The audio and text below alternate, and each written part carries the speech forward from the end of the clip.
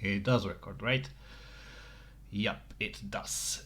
So, welcome, dear fellow ladies and gentlemen, the members of the VileHQ Discord server who are listening to this run, and all the audience of VileHQ's channels, well, the main channel and this one in particular.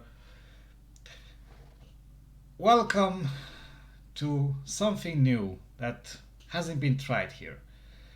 In case you don't know, I am Parrot Antics, the admin on VileHQ server, usually that lad who mostly talks about Formula 1, some games, etc, etc. But this time I'm gonna do a little bit of a pilot episode of a series. The series I initially called in my head the ShitePastas. Wait, what is a ShitePasta basically? It's basically a form of a... It's basically a kind of creepypasta that is notorious for its bad qualities, bad fandoms, either parted away on or bonded together, never mind. So for this pilot episode of ShitePasta reading, I decided to take a look at one of the classics of the creepypastas. Well, classics for who is debatable. Today's subject is Jeff the Killer. I'm sorry. I try to sound scarily, but a mention of this name makes me nauseous. And I'm gonna show you exactly why. Although, why this story? Because even though it's really old. Yep, I know it's old. It's gonna be like 15 years since this character even has been born in the mind of a man. Okay? That's gonna be it. 15 years. That's how old this story is. Though the particular version of this story I'm gonna be reading comes from 2011. And it's this one that actually popularized this character. So, without further ado, I have my drinks. I have the word processor open, 6 pages long. Sorry. So, let's dive into this puddle. Excerpt from a local newspaper. Ominous unknown killer is still at large. Oh my god, I love that voice. Prepare to hear that voice every time I'm gonna read out the capital letters, okay? After weeks of unexplained murders, the ominous unknown killer is still on the rise. But little evidence has been found. So, if you know this killer is on the rise, what evidence do you have if it's very little? Any traces or so? I don't know. Maybe. A young boy states that he survived one of the killer's attacks and bravely tells his story. Okay, Mr. Reporter, how old was this boy? I'm pretty sure you can add the age of your subject you're interviewing. I'm pretty sure you can mention the age. So for the purpose of this story, I'm gonna say I think he's 13 years old. I had a bad dream. I woke up in the middle of the night, says the boy. I saw that for some reason the window was open, even though I remember it being closed before I went to bed. Possibly you haven't shut the lock properly, that's why, and the wind blew. I got up and shut it once more. Afterwards, I simply crawled under my covers and tried to get back to sleep. That's when I had strange feeling. Okay, are you sure it's not are you sure it's your belly okay? Like someone was watching me. Ah, alright, right, so sorry, my bad. I looked up and nearly jumped out of my bed. There, in the little ray of light illuminating from between my curtains, were a pair of two eyes. These weren't regular eyes, they were dark, ominous eyes.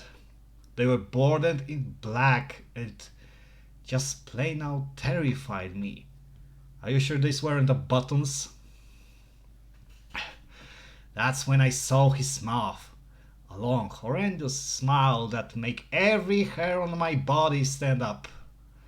Well, at least with this I could make myself some afro.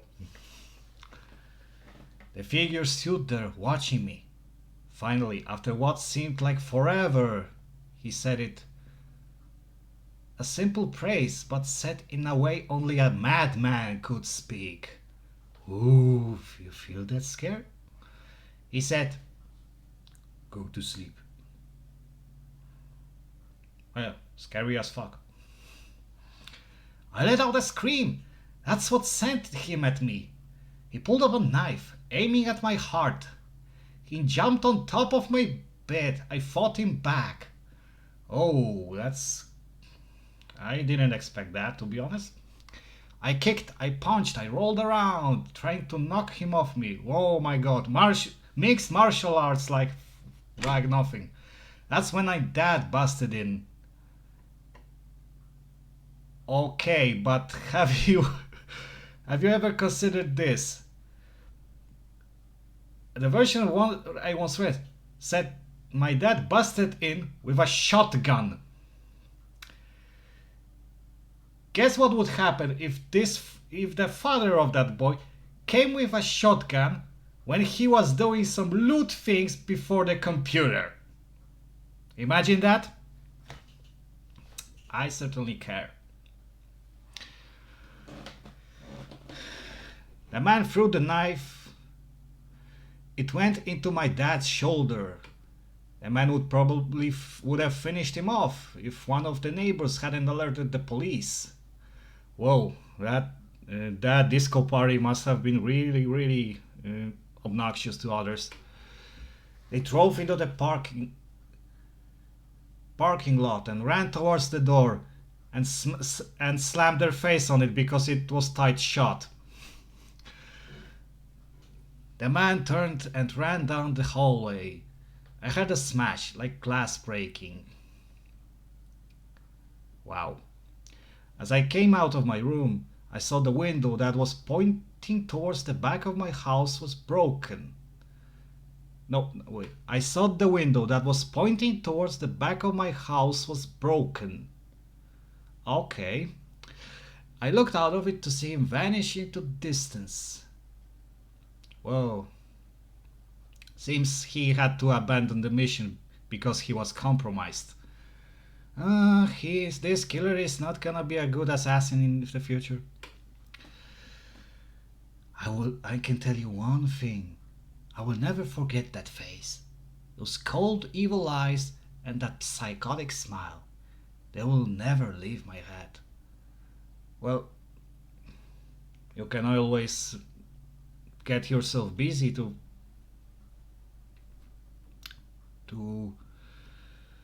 stop thinking about it. Police are still on the look for this man. If you see anyone that fits this description in this story, please contact your local police department. Yeah, okay.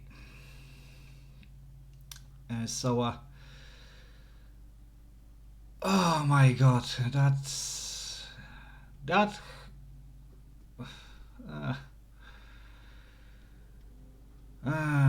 they tried to be like, just get over this kid. Maybe you just had a bad dream, as you said. Never mind. Let's move on. Jeff and his family had moved. Stop. Okay, author of the creepypasta, you didn't tell us This is now a retrospective.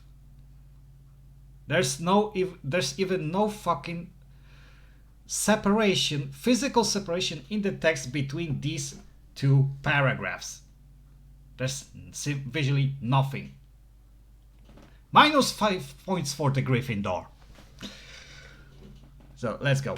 Jeff and his family had just moved into a new neighborhood. His dad had gotten a promotion at work and they thought it would be the best to live in one of those fancy neighborhoods. Really? You got promoted in your job, you got a pay raise, and you certainly decided to just move to a new fancy neighborhood. Just tell me, lad, where are you working right now, okay? Because I'm certain you had to move out because you would be far away from work. Jeff and his brother Leo couldn't complain though. A new, better house, what was not to love?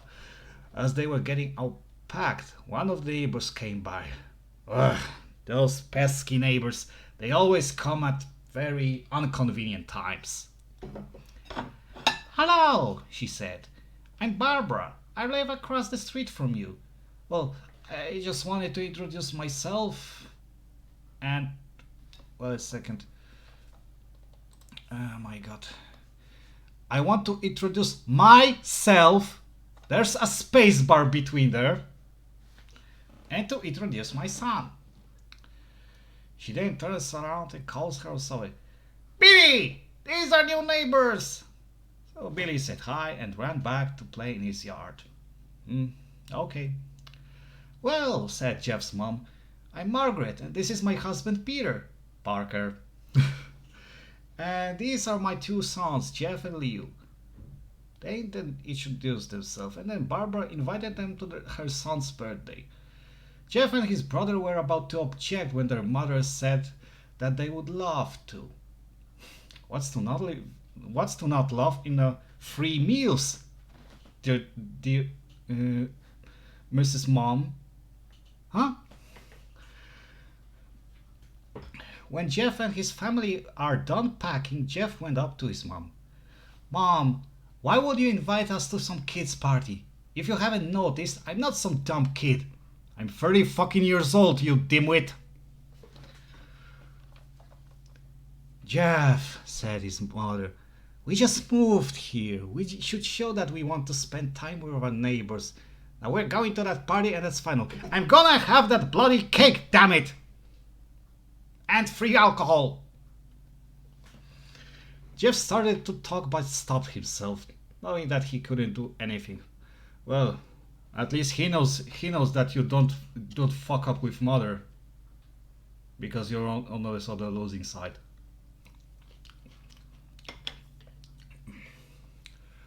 Sorry.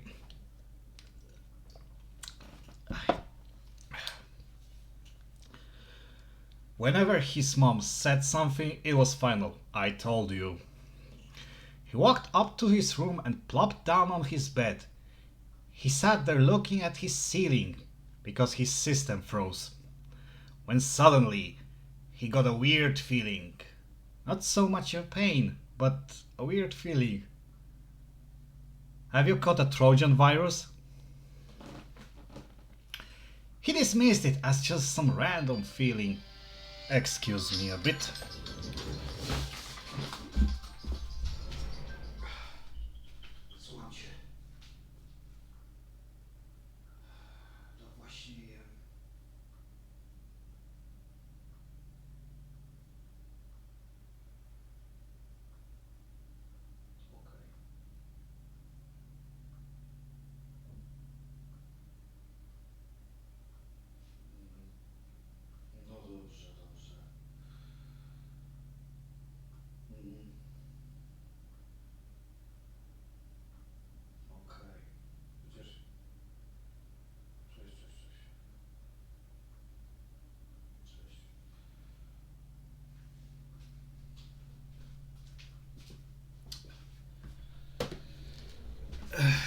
Sorry, minor technical difficulties, but we're back on track.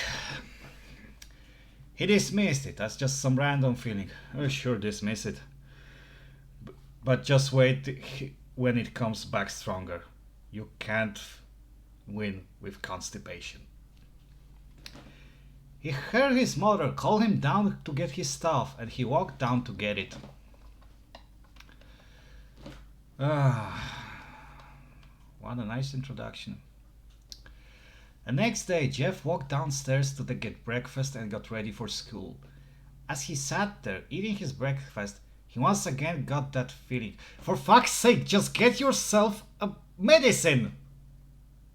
Your tummy is gonna explode! Do something with it! This time it was stronger. I told you, dimwit! I told you! It gave him a slight tugging pain, but he once again dismissed it. As usual. As he and Liu finished breakfast, they walked down to the bus stop. They sat there waiting for the bus, and then, all of a sudden, some kid on a skateboard jumped over them, only inches above their laps. Wow. What a pro skater, like some Tony Hawk. They both jumped back in surprise. Hey, what the hell? I'm certain if they were supposed to be like this, I think like the secondary school students, they would probably say, what the flying fuck are you doing, you fucking dimwit? Huh? Sorry, just simple what the hell wouldn't be enough. The kid landed and turned back to them. He kicked his skateboard up and caught it with his hands. Wow, what a pro. The kid seems to be about 12, 1 year younger than Jeff. Yeah, definitely. They should use the much stronger words. He wears a Aeropostale shirt. What the fuck it is? And ripped. I said tipped. Oh my god. Ripped blue jeans. My god. Stop. Just don't drive into the bushes. Now you see what's the problem with those. Well. It looks like we got some new meat. Suddenly, 2 other kids appeared. One was super skinny, and the other was huge. Well, since you're new here, I'd like to introduce ourselves. Over there is Keith. Jeff and Lou looked over to the skinny kid. He had a dopey face that you would expect a sidekick to have. Interesting. Normally I would expect a sidekick to actually not be a cardboard. And here's Troy. They looked over at the fat kid. Talk about a tub of a lard. That kid looked like he hadn't exercised since he was crawling. My god, how the fuck he was able to actually walk? If he's like, I don't know, 80 kilograms, or no, not 80 kilograms, 180 kilograms heavy. I don't know, maybe he's using some vehicle, I don't know. And I, said the first kid, am Randy. Now for all the kids in this neighborhood, there is a small price for bus fare, if you catch my drift. $5 please, $5, each of you $5. Liu stood up, ready to punch the lights out of the kid's eyes. Ooh! Suddenly we saw the birth of Liu Kang. When one of his friends pulled a knife on him. Really, fancy neighborhood when 12-year-old brats can freely roam around with kitchen utensils. Cha-cha-cha. I had hoped you would be more cooperative. But it seems we must do this the hard way. The kid walked up to Liu and took his wallet out of his pocket. interesting. Now he's gonna be a good spy, I think. Stealing evidence in the shadows, I think. Jeff got that feeling again. Now it was truly strong, a burning sensation. Mate, find yourself a toilet or even get a tissue. Crouch near the bush and do your job. It's gonna burst your stomach open if you don't do it. He stood up, but Lou gestured him to sit down. Jeff ignored him and walked up to the key. Okay, I have one much problem. Who's the older brother out of these two? I have really no idea, and the fandom is split in this matter. Some say that Jeff is older, the others say no, Lou is older, and I don't know. I'm just quite confused. Listen here, you little punk. Give me back my Bruce wallet or else... Randy put the wallet in his pocket and pulled out his own knife. Wow. Oh, and what will you do? Just as he finished the sentence, Jeff popped the kid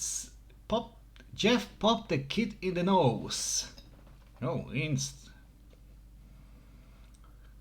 as Randy reached for his face. My God, that was a rage-inducing. Just one pop in front of your nose.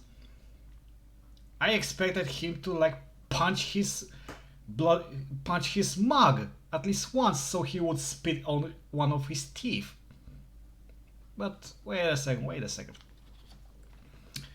As Randy reached for his face, Jeb grabbed the kid's wrist and broke it. Wow, 13-year-old boy has a strength of a fucking boxing champion, or a weightlifter, or whatever, or a hydraulic press, because he can just bend the bones like plasticine. But this time it's not a plasticine, it's a bone. Randy screamed and Jeff grabbed the knife from his hand. Troy and Keith threw off Jeff, but Jeff was too quick. Whoa. He threw Randy to the ground. Keith lashed out at him, but Jeff ducked and stabbed him in the arm. Wow. Why am reminding myself of Bruce Lee or whatever. Although Bruce Lee never used a melee weapon, he just used his own bare fists, and that was awesome. Keith dropped his knife and fell to the ground screaming. Troy rushed him too, but Jeff didn't even need a knife. Yeah, because all that gravity he was generating just pulled him down to the ground. He just punched Troy straight in the stomach and Troy went down. As he fell, he puked all over. Oh my God, I guess the party was too hard. Luke could do nothing but look in amazement at Jeff. Amazement! I would at first like be confused, because you knew you lived with your brother for that many years and you didn't know he has been training any martial arts, and then he just beats up these morons like nothing happened. I'd say that's a bloody confusion. Jeff, how do you do? How you do? That was all he said. They saw the bus coming and knew they'd be blamed for the whole thing, so they started running as fast as they could. Gotta go fast. As they ran, they looked back and saw the bus driver rushing over to Randy and the others. As Jeff and Lou made it to the school, they didn't dare tell what's happened. All they did was sit and listen. Lou just thought that as his brother beating up a few kids, but Jeff knew it. That it was more. It was something scary. As he got that feeling, he felt how powerful it is. I told you, take a bloody dump. Don't ignore it already, okay? Because you know what happened. Oh, it was the urge to just hurt someone. He didn't like how it sounded, but he couldn't help feeling happy. He felt that strange feeling go away and stay away for the entire day of school. Okay, that's... well, constipation does go away for some time. He felt that... okay, sorry, I missed a paragraph. Even as he walked home due to the whole thing near the bus stop, and now he probably wouldn't be taking the bus anymore, he felt happy. Why? You know that the bus routes are served by more than one bus, by more than one driver, you know? They wouldn't, the passengers in the bus, they wouldn't even notice it was you muppet. You could always just hide your face with a hoodie, and that's it. Nobody would even... yeah, some maybe would just tell, but it's not like they wouldn't recognize you just straight out, unless they have a photographic memory or so. But I'm positive most of the people wouldn't even care at this point. Never mind. When he got home, his parents asked him how his day was, and he said in a somewhat ominous voice, "It was a wonderful day." I would sing to it, but I forgot what the song was. Never mind. Next morning, he heard a knock at his front door. He walked down to find 2 police officers at his door, his mother looking back at him with angry look. "Oh, now you're in trouble." "Jeff, these officers tell me that you attacked 3 kids, that it wasn't regular fighting, and they were stabbed. Stabbed, son! For fuck's sake, they were stabbed! Don't you understand it?" Jeff's gaze fell to the floor, showing his mother that it was true. Mom, but you know they were the ones who pulled the knives on me and Lou." "Son," said one of the policemen, "we found 3 kids, 2 stabbed, 1 having a bruise on his stomach, and we have witnesses proving that you fled the scene. Now, what does that tell us?" Officer, if I can just interrupt you. He pointed out this was in self-defense. Jeff knew it. It was no use. He could say him and Lou had been attacked, but there was no proof it was not them who attacked first. "Well, your evidence is still... your testimony is still valuable. Even though it might be biased, it is still a testimony and it should be considered." They couldn't say that they weren't fleeing, because truth be told, they were, of course. So Jeff couldn't defend himself or Lou. You could at least defend your brother, that you could say he had nothing to do with it. "Son, call him your brother." Jeff couldn't do it. See, it was him who beat up all the kids. Sir, it was me. I was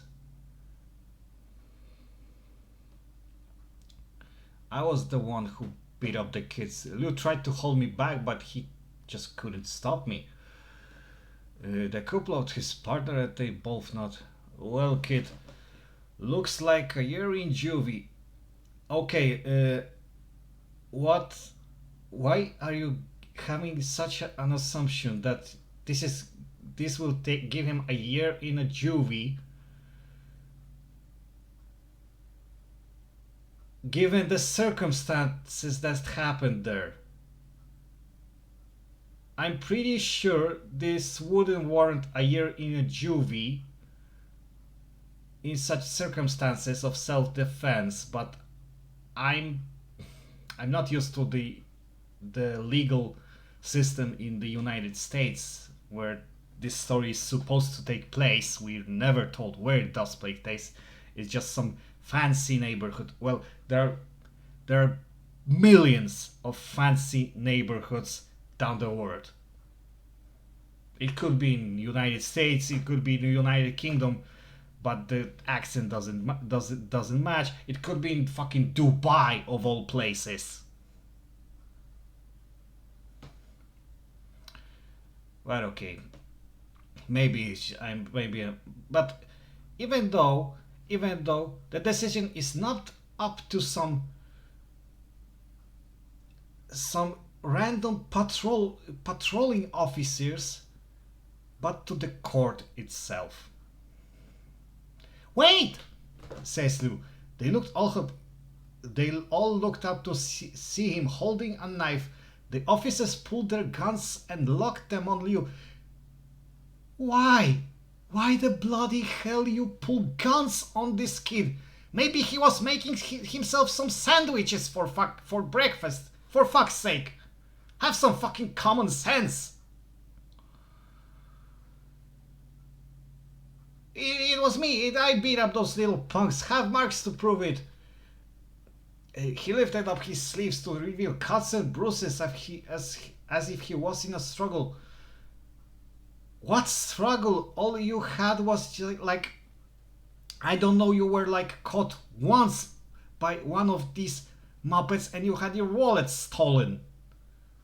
You didn't have a cut. You weren't fighting there. Your brother did. My God. Son, just put the knife down, said the officer. Liu held up the knife and dropped it to the ground. Wow, how cynic. He put his hands up and walked over to the cops. Why, you Muppet? You know you weren't the one. No, Lou, it was me. I did it. I did it for crying out loud. Jeff had tears running down his face. Poor bro, trying to take the blame for what I did. Yeah, you totally did it. You beaten up those bastards by simply staring at them. I can believe you, sir, surely. Well, take me away. The police led Liu out to the patrol car. Liu, tell them it was me. Tell them I was the one who beat down those bastards. Jeff's mother put her hands on his shoulders. Jeff, please, you don't have to lie. We know it's Liu. You can just stop. Okay, now I have some really big issue. Why do you assume that it was that son and not the other? And you don't even dare to talk out to the policeman to explain it. You don't even follow them to the fucking police station to get your testimony. Try and defend your own son. You just assume that it was him, that he has beaten them up with bare sight.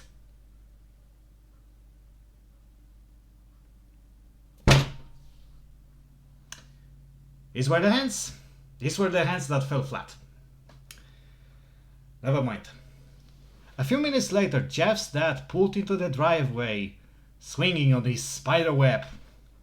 Seeing Jeff's face and knowing something was wrong. Son, what is it? What is it? Can you tell me? Jeff couldn't answer. His vocal cords were strained from crying. Yeah, because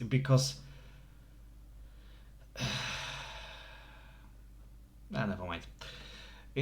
Instead, Jeff's mother walked his father inside to break the bad news to him as Jeff wept in the driver. Yes, because I'm gonna cry out, cry into the sun like some hound. After an hour or so, Jeff walked back to the house, seeing that his parents were both shocked, sad, and disappointed. Yeah, I think Mr. Parker was really disappointed at his own wife that she didn't even attempt to defend her own son, which would be a natural reaction.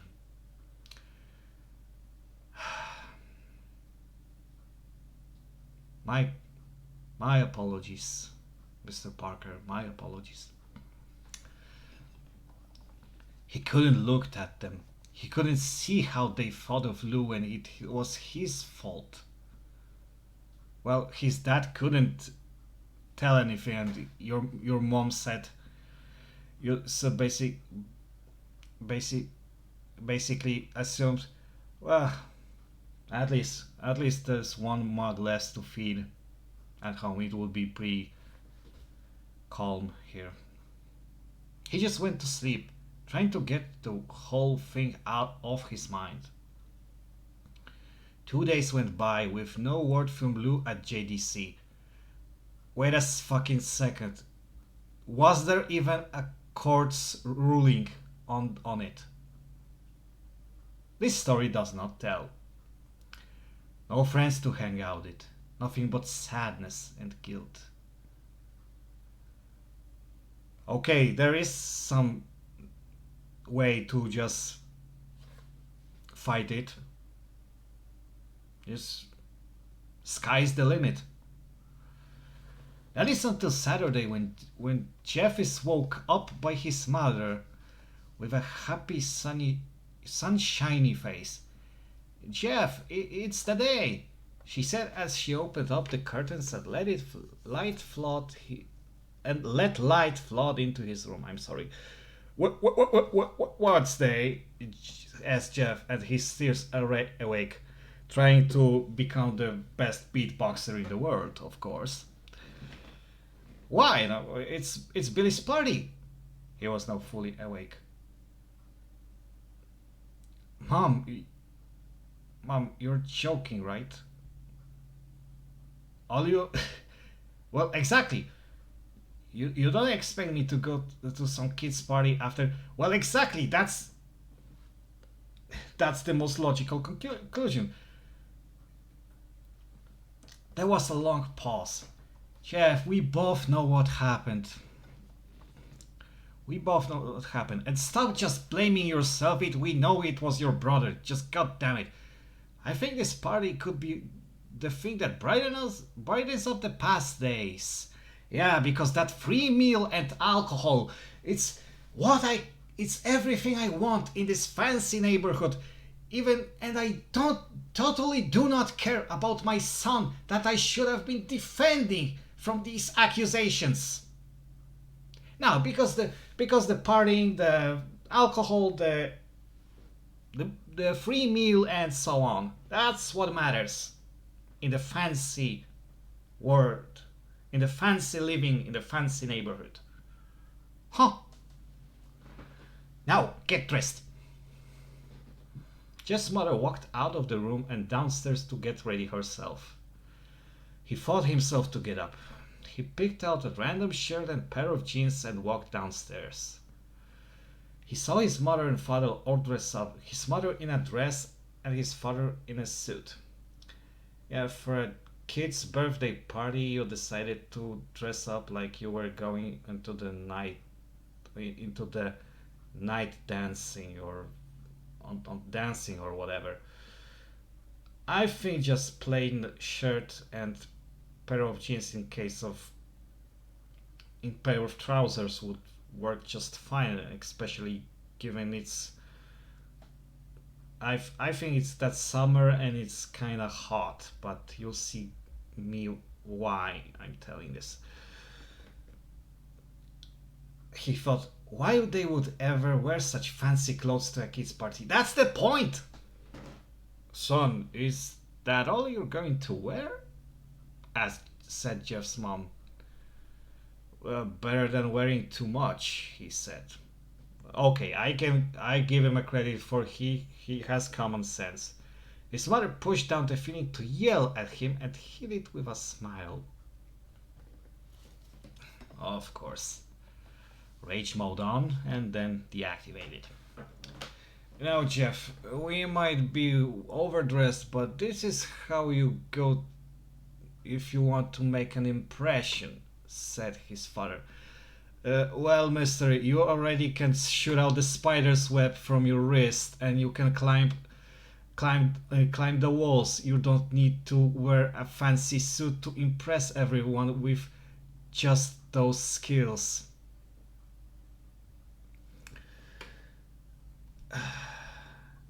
Jeff grunted and went back up to his room.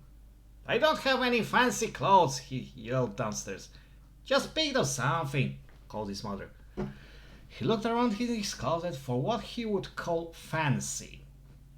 He found a pair of black dress pants he had for special occasions and an undershirt.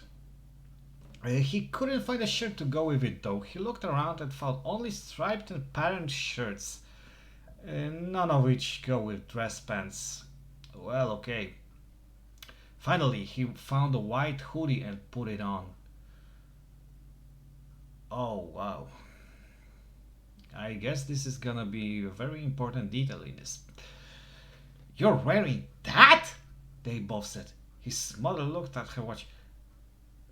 Oh, no time to take. Let's just go. Yay! Free meals and booze and free meals. You don't even give presents to that kiddo. Because you only think about yourself, don't you? She said as she herded Jeff and his father out the door. They crossed the streets over to Barbara and Billy's house. They knocked on the door and surprise! It appeared that Barbara, just like his parents, way overdressed.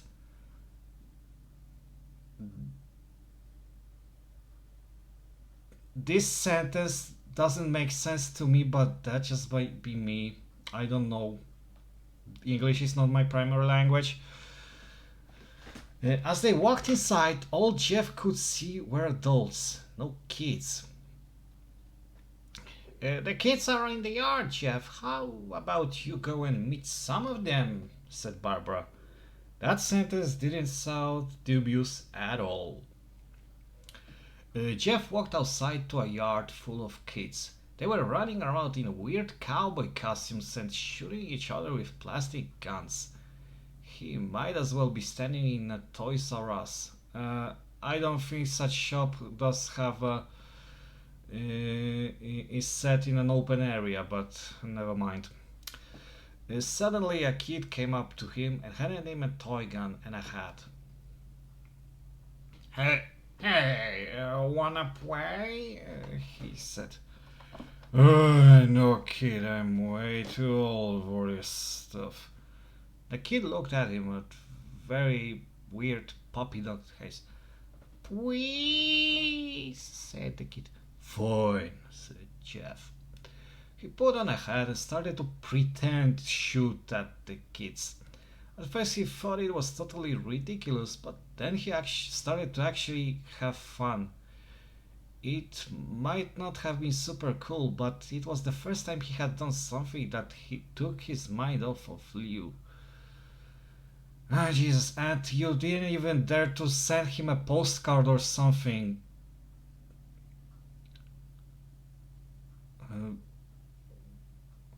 I presume. Never mind. Let's go. Let's move on.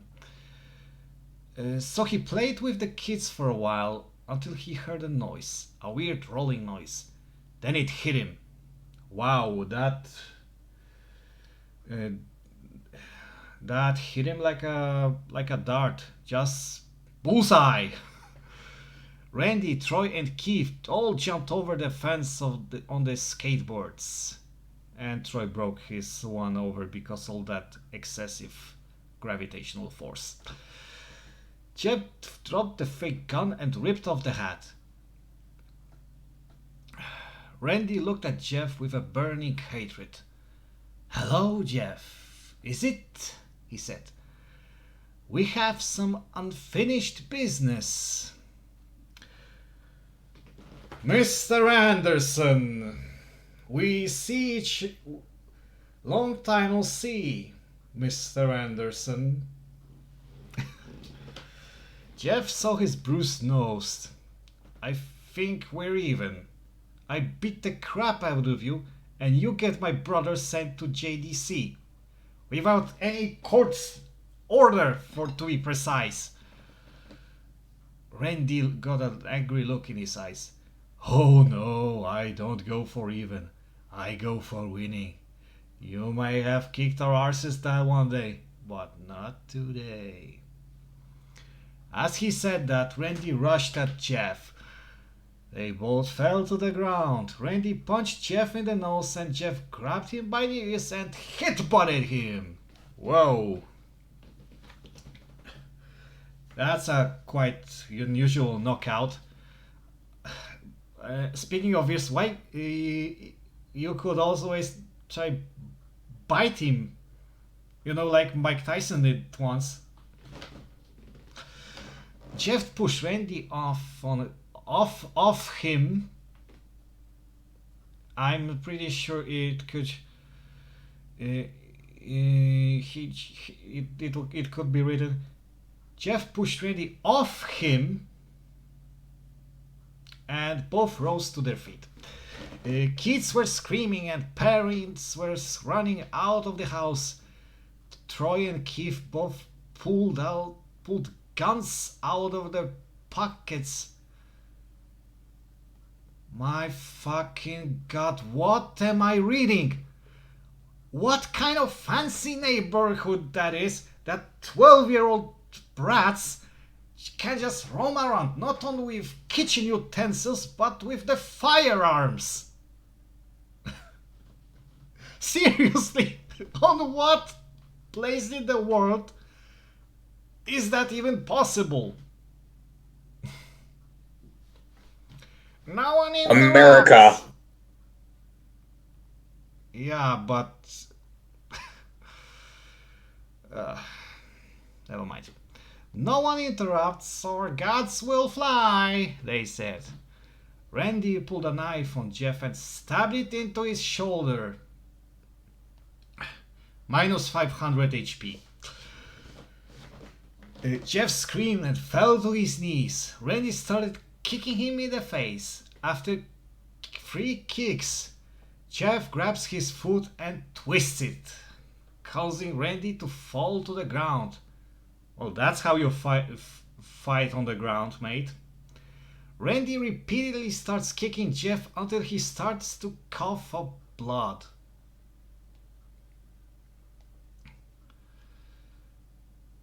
Okay, when... from what injuries he started coughing up blood, I don't think it was from twisted ankle or whatever. Oh, wait.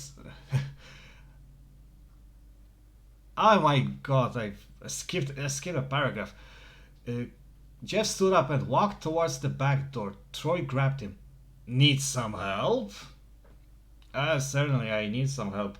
I want this crap to end. He picks Jeff up by back of the collar and throws him through the patio door. As Jeff tries to stand, he's kicked down to the ground. Randy repeatedly starts kicking Jeff until he starts cough up blood. Starts to cough up blood.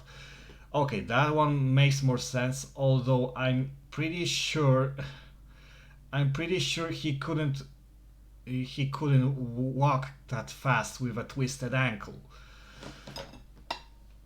Come on, Jeff, fight me. He picks Jeff up and throws him into the kitchen. Oh my god. That must have been a Hulkster smash. Randy sees a bottle of vodka on the counter and smashes the glass over Jeff's head. Headshot! Fight! He throws Jeff back into the living room. Wait a second. So where they? Oh my god! I'm just losing.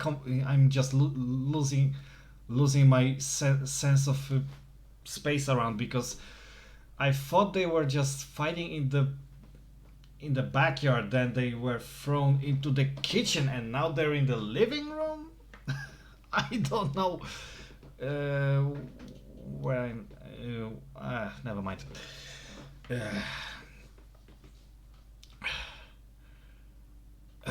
Come on, Jeff, look at me. Jeff glances up, his face riddled with blood.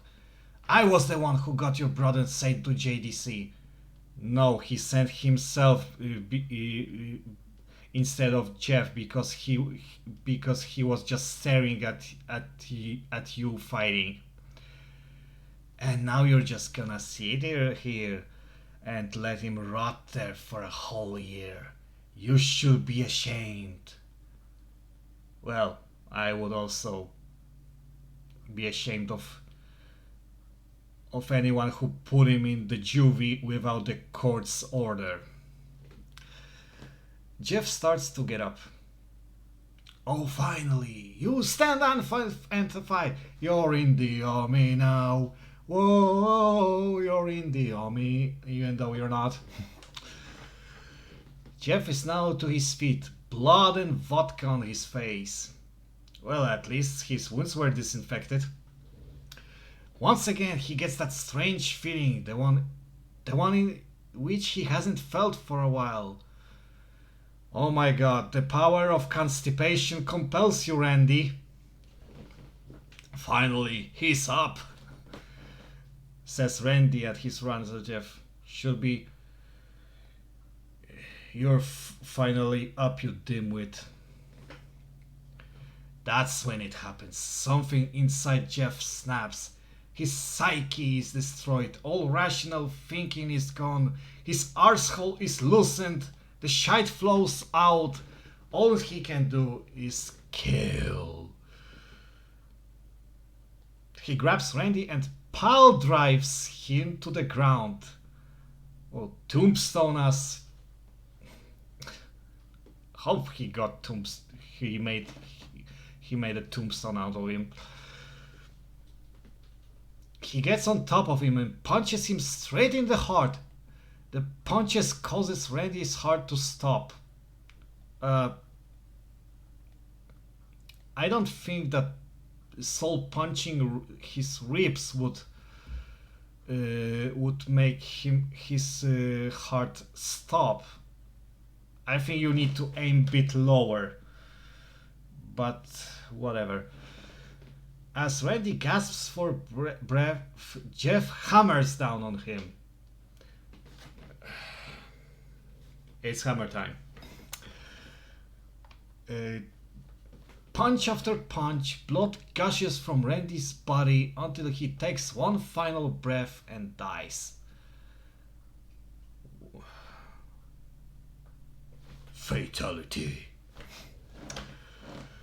Everyone is looking at Jeff now. For fuck's sake! The parents, the crying kids, even Troy and Keith. Where was it said that he has fell into the living room full of people? I thought they were all, like, I don't know, in the kitchen downing vodka, but okay, it's just one of those mishaps. Never mind. Although they easily break from the gates and pour their guns at Jeff. Jeff sees the guns trained on him, I think pointed at him, and runs for the stairs. As he runs, Troy and Keith let out fire on him, each shot missing. Whoa. The powers of Matrix or some shinobi, I think. I don't know. Jeff runs up the stairs. He hears Troy and Keith follow up behind. As they let out the final rounds of bullets, Jeff ducks into the bathroom. He grabs the towel rack and rips it off the wall. Troy and Keith race in, knives ready. Okay, but you know towel racks are usually bolted with quite force. Unless I don't want to question it, no. Troy swings his knife at Jeff, who backs away but bangs the towel rack into Troy's face. Oh wow. Another headshot. Troy goes down hard and now all that's left is Keith. He's more agile than Troy though and ducks when Jeff swings that towel rack. He dropped the knife and grabbed Jeff by the neck. He pushed him into the wall. A thing of bleach. Let me repeat you. A thing of bleach. What thing? I think you meant the bottle at least, because you know the bleach is a liquid. And it's a pretty and it might be a corrosive one nonetheless. But never mind. A thing of bleach fell down on top of him from the top shelf. It burned both of them. Let me repeat that sentence again. A thing of bleach fell down on top of him from the top shelf. It burned both of them. It fell on both of them. I know the spray could happen, but I'm gonna point out the grammar errors in this story and you won't stop me.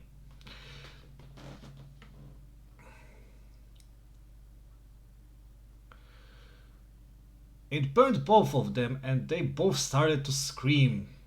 Jeff wiped his eyes as best as he could. You muppet, you should wash your eyes.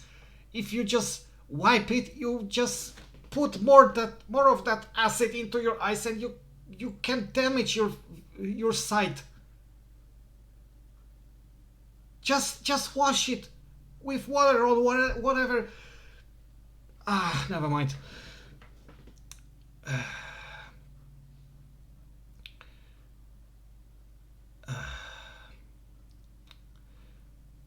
He pulled back the towel rack and swung it straight into the Keith's head.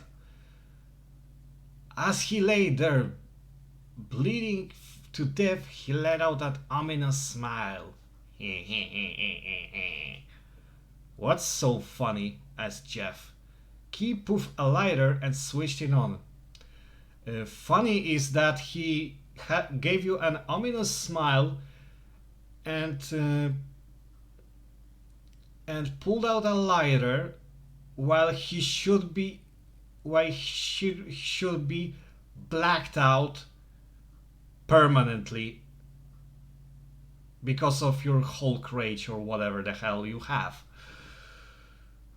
As such injury to head would certainly lead to instant death, I suppose.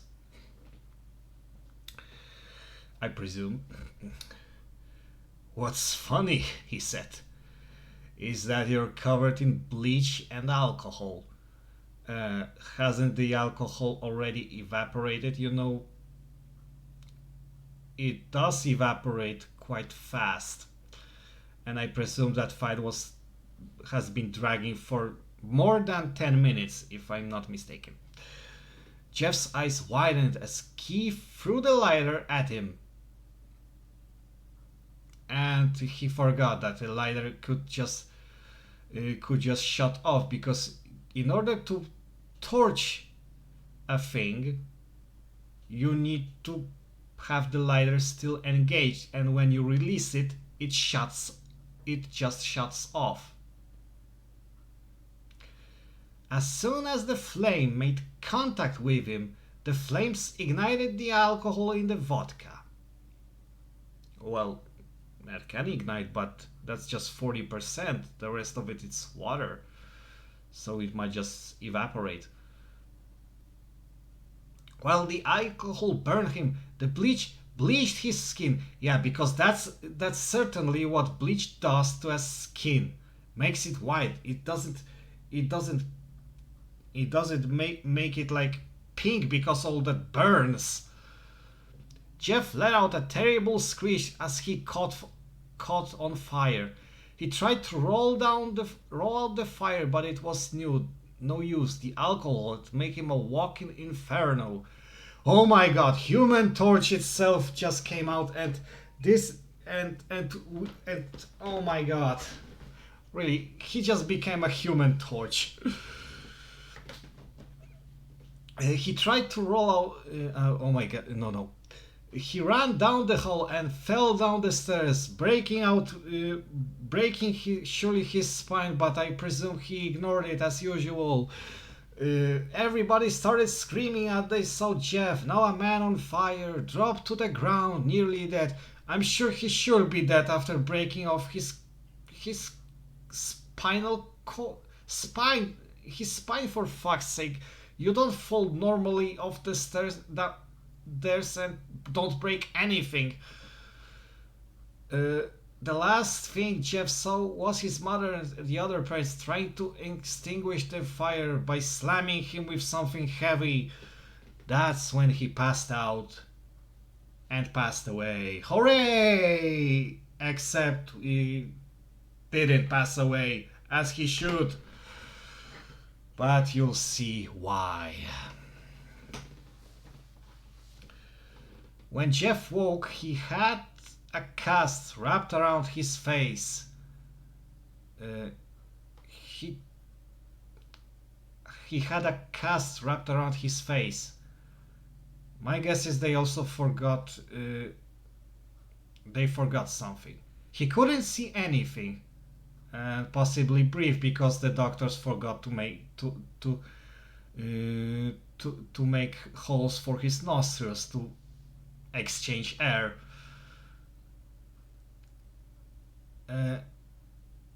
But he couldn't see anything. But he felt a cast on his shoulder and stitches all over his body. He tried to stand up. Why? But he realized that there was some tube in his arm. And when he tried to get up, it fell out, and the nurse rushed him. Okay, that's usually usual when you have an IV drop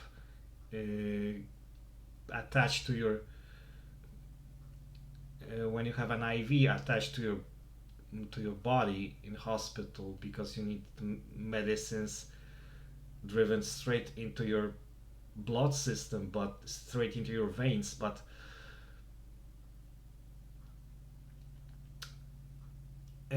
knowing knowing the damage you got, I highly doubt you would be able to just trying to stand up outright. I don't think you can get out of bed just yet. She said as she put him back in his bed and reinserted the tube. Jeff sat there with no vision, no idea what his surroundings were. Finally, after hours, he heard his mother very muffled, with voice very muffled because the doctors forgot to put holes for his ears to listen. Honey, are you okay? She asked. Jeff, well, of course, I'm feeling alright, even though I can't bloody see, hear, talk, and even breathe because I have a cast on my fucking head. Jeff couldn't answer though. His face was covered and he was unable to speak. Oh, honey, I have great news. After all the witnesses told the police that Randy confessed of trying to attack you, they decided to let you go. Again, why was he thrown into juvie in the first place without court's ruling? And then they decided, oh yeah, so there's a new evidence. Evidence that just says that you weren't up. Okay, kiddo, go fuck you. Go the fuck away. We don't need you. Fuck off. This made Jeff almost bolt up, simply like he was shot by the thunderbolt, stopping halfway, remembering the tube coming out of his arm. Oh. Okay. He'll be out of by tomorrow, and then you two will be able to be together again. Yeah, totally, because I really... yeah, you'll be so happy. I'm so fucking happy, even though I have done jack shite to help my son in this juvie, to help him prove his innocence. No, I just wanted to party hard like it was 1929 or whatever the hell.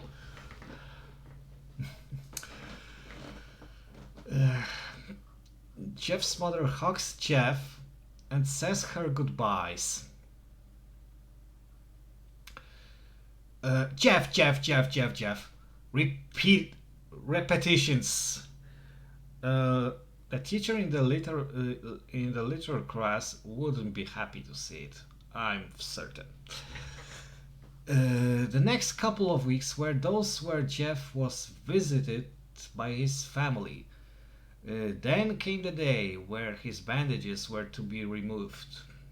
And also the casts, because, never mind.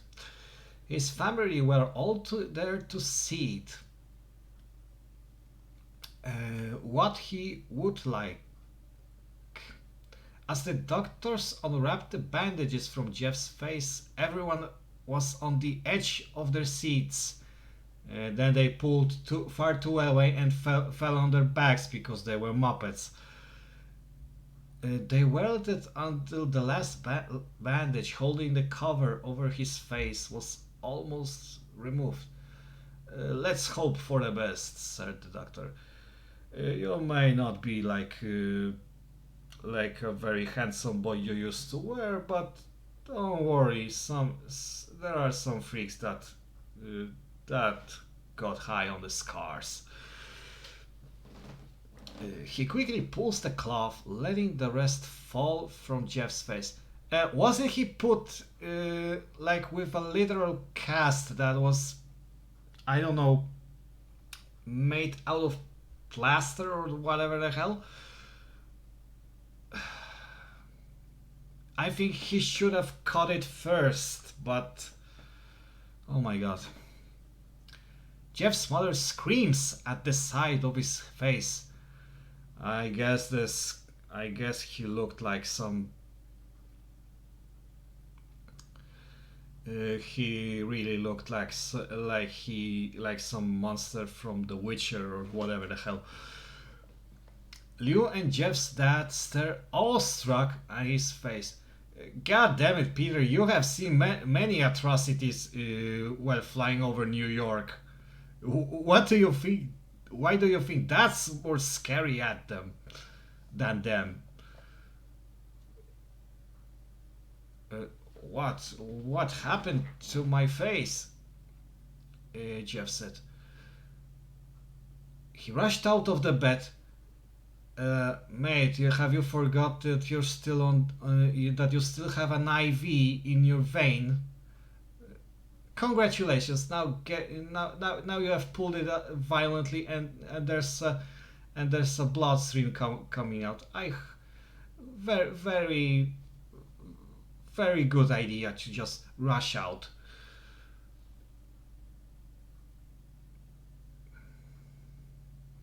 Never mind. He rushed out of the bed and ran to the bathroom. He looked in the mirror and saw the cause of the distress. His face. It's horrible. His lips were burned to deep shade of red. His face was turned in a pure white color, and his hair sank from brown to black. Oh yes, because the fire does do that to hair. It just darkens them. It doesn't consume them like it should do with everything that contains protein, which is more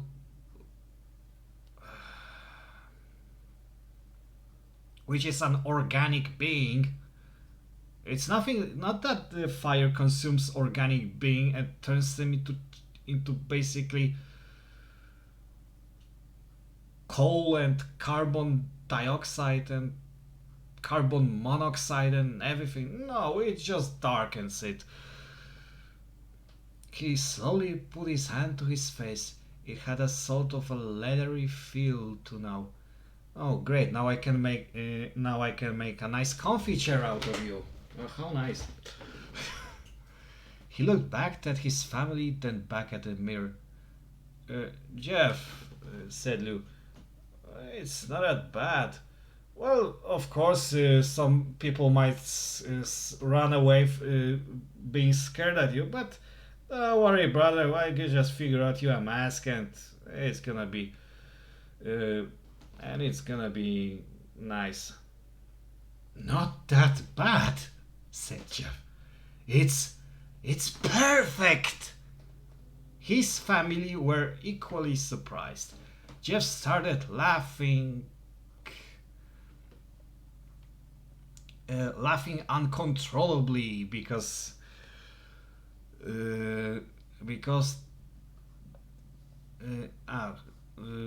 that's what happens when you overdose some mushrooms.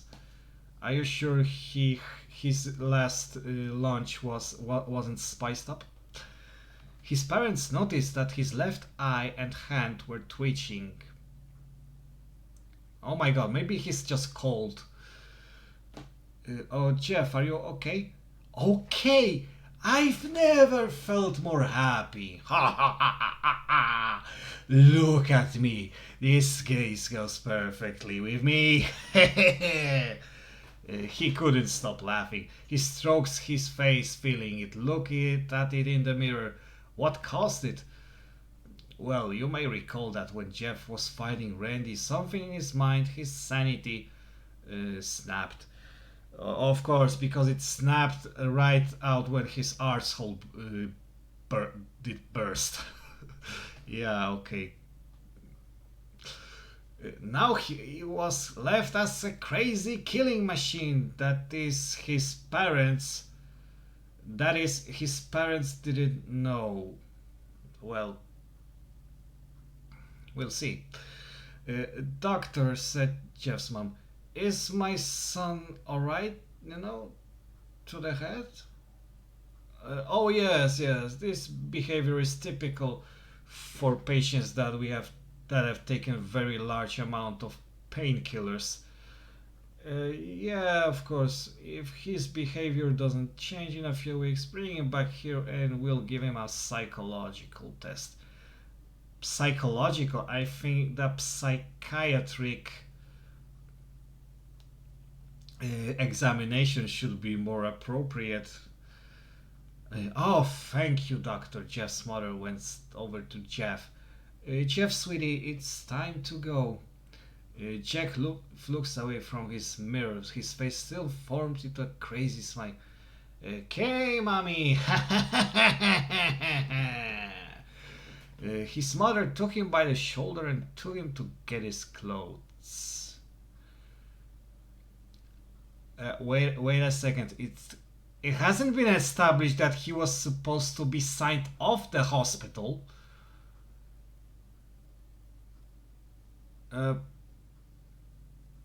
Seriously, I don't think that after taking off the bandages, you would be signed off the hospital like outright. I think you would stay there for a couple days for further examination.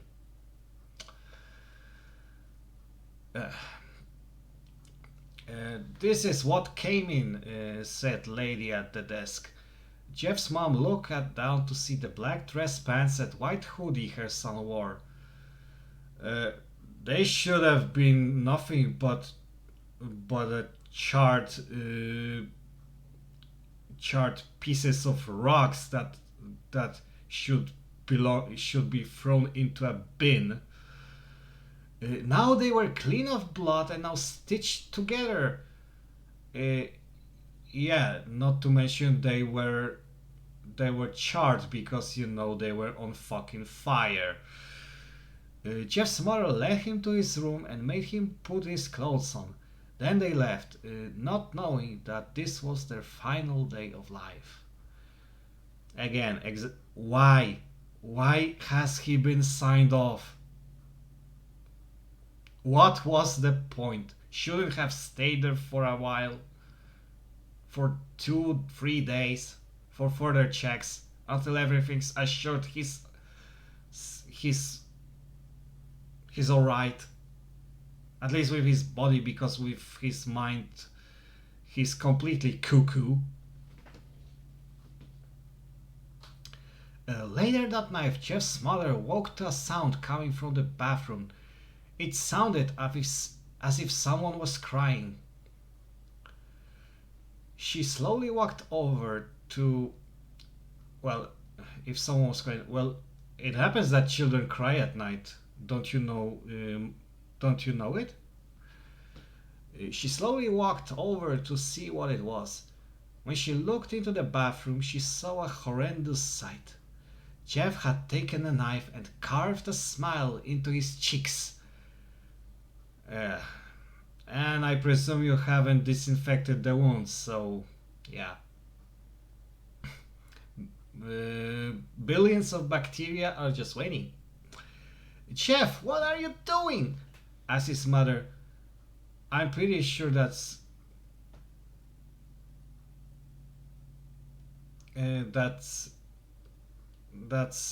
not that isn't a sufficient reaction, to be honest. Jeff looked over to his mother. I couldn't keep smiling, Mommy. It hurt after a while. Now I can smile forever. Jeff's mother noticed his eyes ringed with blank. Wait a second. Oh my God! It was started with quotation mark, and the end of the sentence he was supposed to say, there was nothing. I haven't made it up. It was in the text. But okay, I'm not gonna repeat that as a narrator. Never mind. Jeff, your eyes!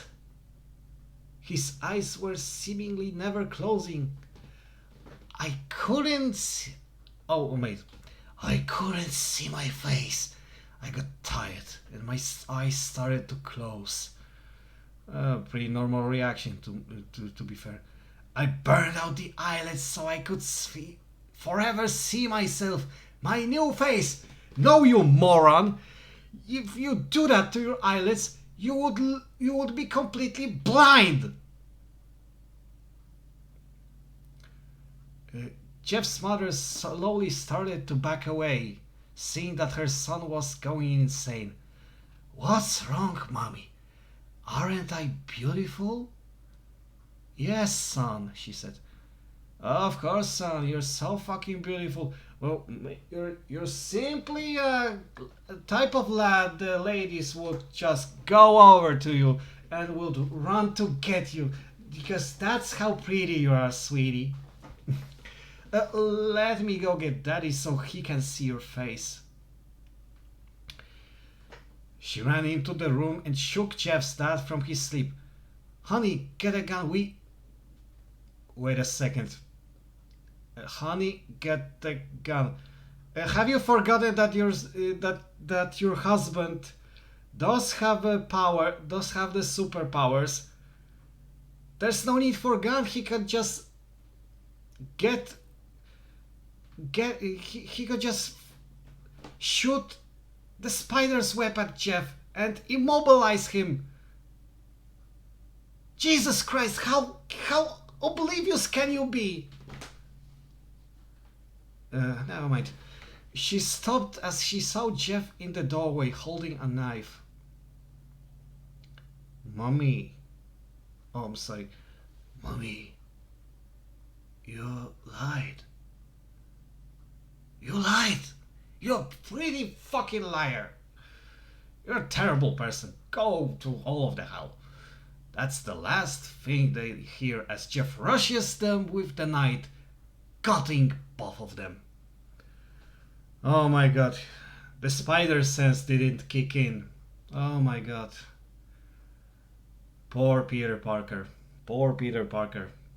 His spider sense just didn't kick in. Rest in pepperoni.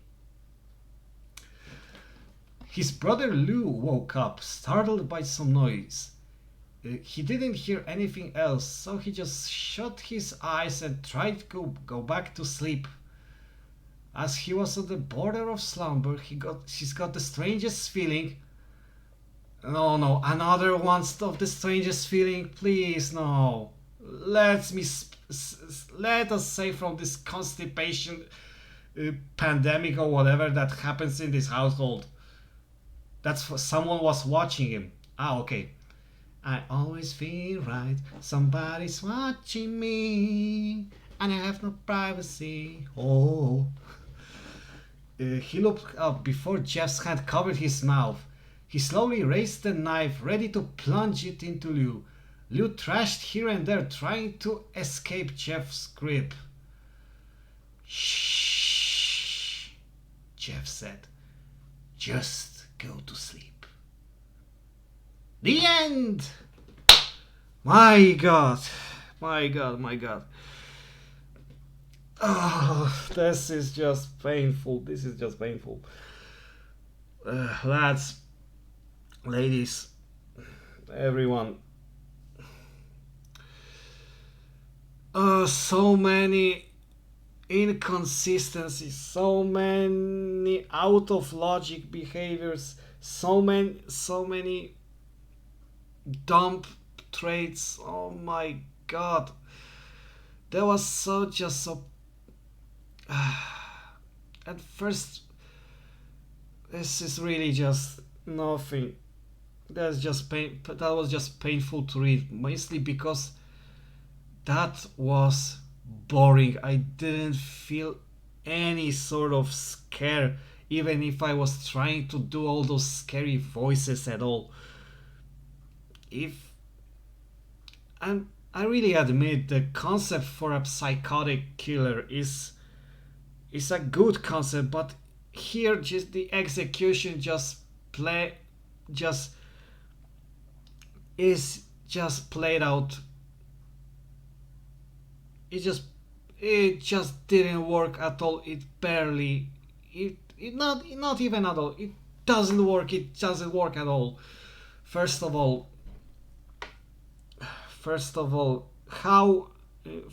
the characters. Jeffrey is just some kiddo that gets his strange feelings, possibly constipation, because he can't just have a good shit, and then he just gets an urge to kill because what? With his brother with a name that only reminds me of of Liu Kang from Mortal Kombat, that he tried at least to have his epic moment trying to beat up, but those Muppets, but again he's just thrown away. He's basically treated worse than a ragdoll, to be fair. Why they? I know he wanted to just step into to save his brother's arse, but my god, he just went straight up to juvie with no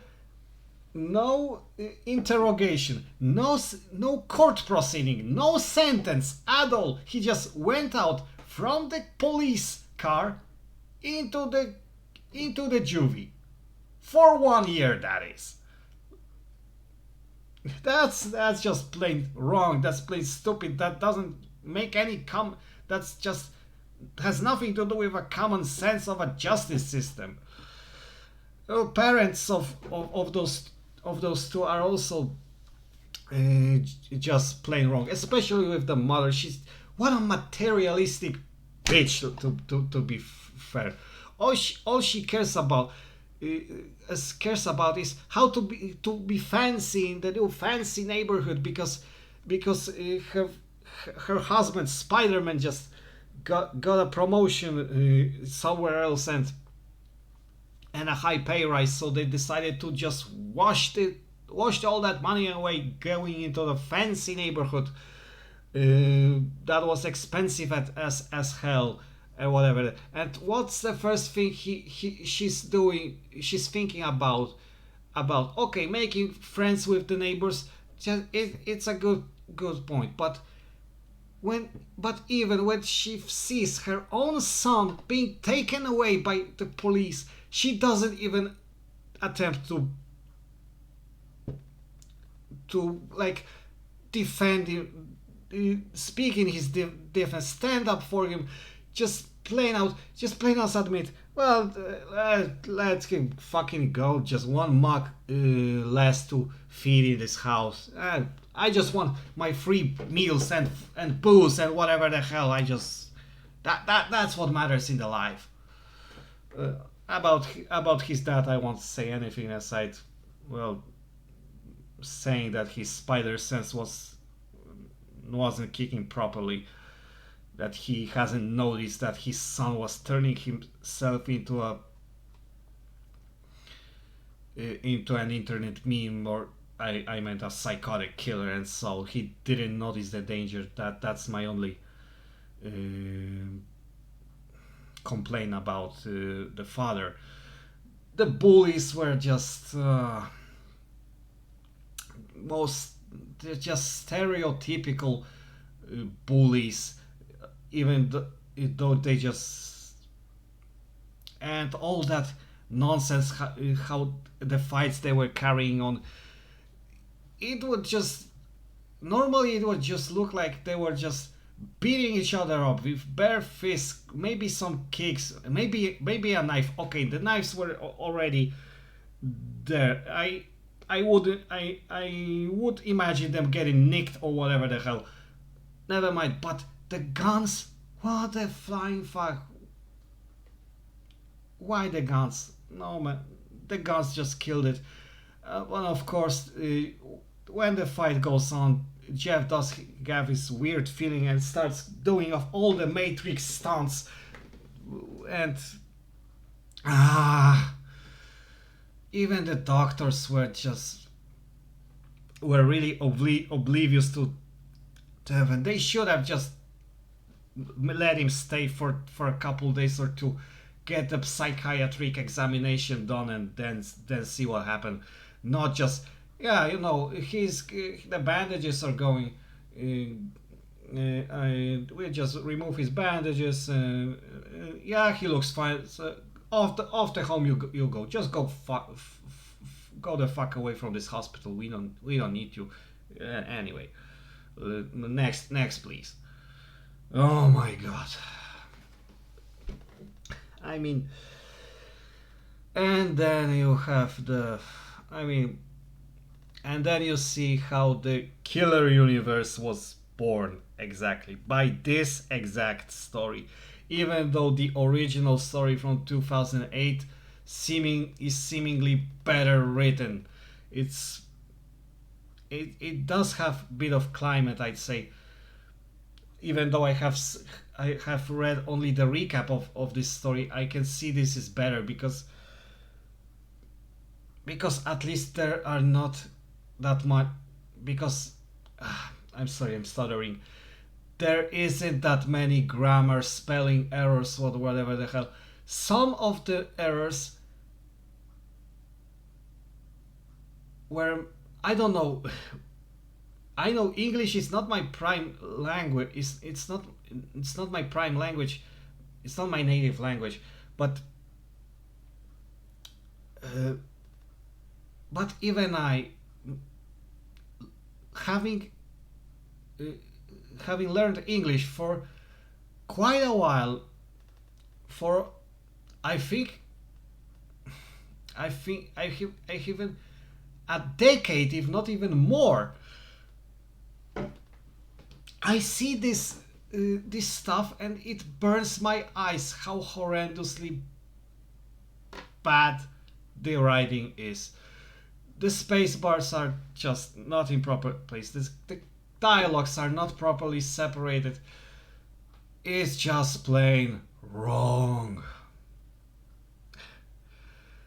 But to be fair, the biggest complaint about this goes to the fandom.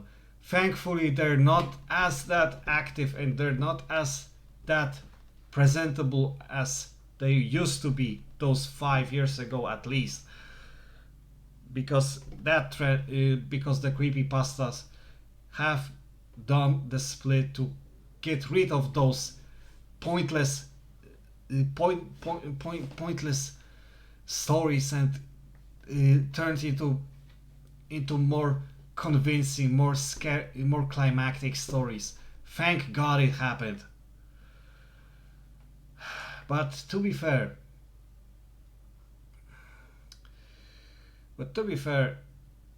I'm not done yet. I'm certainly not saying that this is the story that would definitely kill me. Oh no.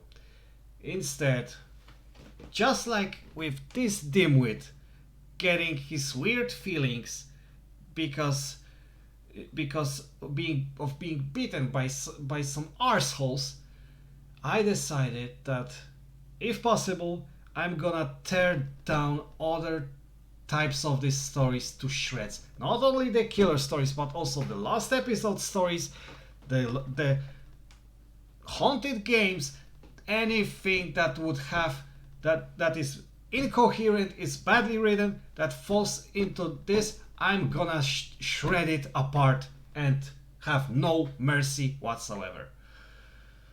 But for now, I need to call it a day. I'm just plain tired, not only from work, but from reading this crap. So, that is it.